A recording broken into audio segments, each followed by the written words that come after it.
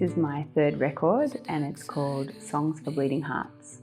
When you take the phrase bleeding heart, that generally gets applied to someone who has too much emotion or cares too much or wears their heart on their sleeve.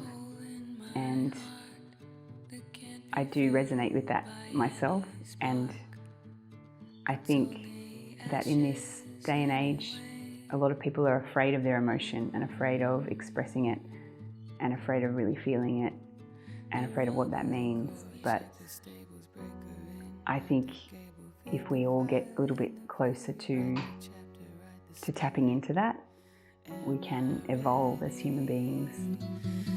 I try and process what I'm going through my songs, and then in turn I hope that that helps other people process whatever they've got going on. This album is about love, it's about loss, it's about listlessness and the shadows of despair.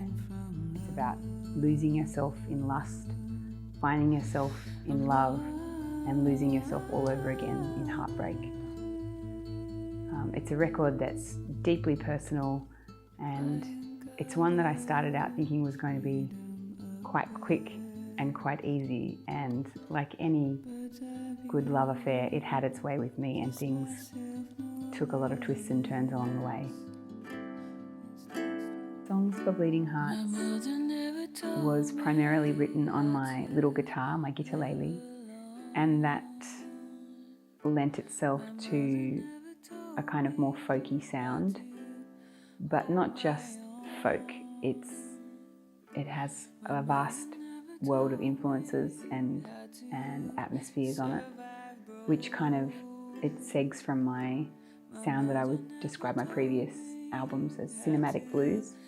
So there are blues elements, there are cinema elements with the score, the strings that I scored. There is folk, and there's also some 1930s, 40s murder ballad references, which is quite unusual, but I sort of found myself wandering down that path and being really intrigued by the juxtaposition of sweet arrangements and vocal harmonies in some of those old worldy songs, but a quite dark undercurrent in the lyrics. And that really intrigued me because I think so much about life and human relationships can be bittersweet, and there can be so many things intersecting at once. It's not just plain and simple when it comes to human relationships.